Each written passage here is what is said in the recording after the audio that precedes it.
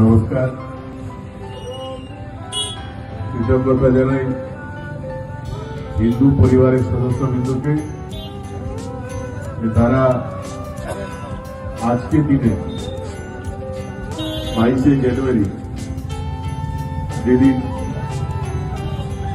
দীর্ঘ 400-500 বছর নিয়ে প্রতীক্ষার পর অযোধ্যায় রাম জন্মভূমিতে রামলালার মন্দিরের উদ্বোধন হয়েছিল বা প্রাণ প্রতিষ্ঠা হয়েছিল, এটাই বলি না কেন, সেই দিনকে স্মরণ করে আজকে 1 বছরের মাথায় আবার তারা এই যে সেই মন্দিরের প্রাঙ্গণে সন্ধ্যা আরতি আয়োজন করেছে।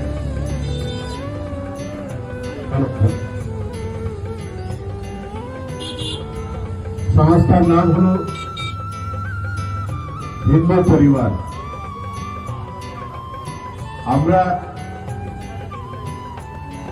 যারাই হিন্দু ঘরে জন্মগ্রহণ করি সবাই হিন্দু, কিন্তু তারপরেও হিন্দু ঘরে জন্মগ্রহণের পরেও প্রকৃত অর্থে হিন্দু হওয়া, ভালো হিন্দু হওয়া, এই প্রক্রিয়া আমাদের জীবনে চলতে থাকে এবং ব্যক্তিগত জীবনে আমরা সেদিনই পূর্ণতা লাভ করব যেদিন প্রকৃত অর্থে হিন্দু বলতে যেটা বোঝায়, একটা হিন্দু ব্যক্তির মধ্যে যে যে গুণ থাকা উচিত সেই গুণের অধিকারী যেদিন আমরা হতে পারবো, সেদিনই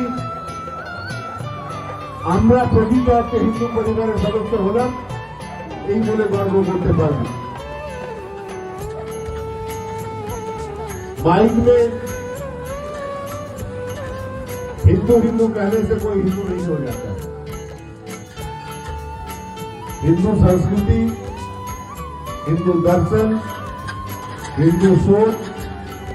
उसको यदि हम अपने जीवन में धारण नहीं कर पाते, हमारे मन में यदि दूसरे जीवों के प्रति वैमनस्य का भाव रह जाता है, हिंसा का भाव रह जाता है, तो कहीं न कहीं हम सच्चे हिंदू के रूप में अपने आप को तैयार नहीं कर पाएंगे। और ऐसे आयोजनों से, ऐसे धार्मिक आयोजनों में जब हम उपस्थित होते हैं, धार्मिक जो कर्मकांड है उसमें जब हिस्सा लेते हैं, तो कहीं न कहीं ये जो कर्मकांड होते हैं ये हमें सच्चे हिंदू बनने की जो प्रक्रिया है उस प्रक्रिया में डाल देते हैं। अब उसके बाद निरंतर अभ्यास से, प्रतिदिन प्रतिक्षण अभ्यास,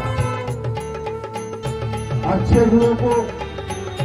सात्विक गुणों को अपने जीवन में धारण करना और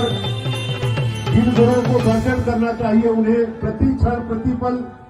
अपने जीवन से वर्जन करना, ये प्रक्रिया लगातार चलती रहती है। जब हम अंतिम सांस लेते हैं उस समय तक ये प्रक्रिया चलती रहती है और अंत समय तक जब हम इस धरा को छोड़ के चले जाते हैं उस समय तक हमने वेद, पुराण या अन्य धार्मिक ग्रंथ हैं हमारे, उनमें दिखाए गए रास्ते को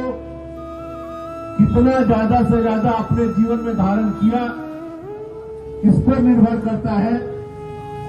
कि मृत्यु के बाद हम कहां पहुंचने वाले हैं, हम कहां जाने वाले हैं। सब कुछ पहले से फिक्स है, जैसा करेंगे वैसा पाएंगे, लेकिन सांसारिक सुख, भौतिक प्रलोभन कभी कभी हमें अपने रास्ते से भटका देते हैं और ऐसी स्थिति में अपने मन को संभालना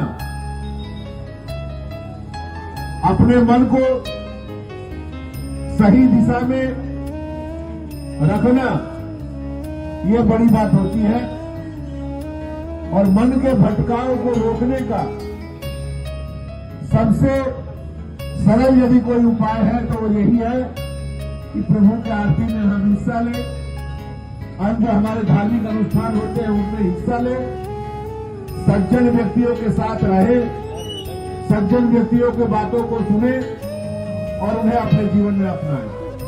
मैं आयोजकों को बहुत बहुत शुभकामनाएं देता हूं कि उन्होंने एक ऐसा अवसर प्रदान किया जब कम से कम 1 घंटे 2 घंटे बैठकर हम इस पर चिंतन मनन जरूर करेंगे कि हमने क्या गलत किया, जो गलत किया उसके लिए ईश्वर से क्षमा मांगना और आगे गलत न करने की प्रतिज्ञा करना। ये भी यदि हम कर पाते हैं तो कहीं न कहीं जीवन को सफल बनाने की दिशा में हम आगे बढ़ सकेंगे। एक बार फिर जो आयोजक हैं उनके प्रति बहुत बहुत आभार व्यक्त करते हुए, और हम जो लोग आज यहाँ उपस्थित हुए हैं, सांकेतिक रूप से तो ईश्वर का नाम हम लोग आज कर रहे हैं, लेकिन ये ईश्वर का भजन करना केवल सांकेतिक न रह जाए, इसके बाद भी नियमित रूप से इसे अपने जीवन में हम अपना पाए, इस उम्मीद के साथ मैं अपनी वाणी को यही विराम देता हूँ। बहुत बहुत धन्यवाद।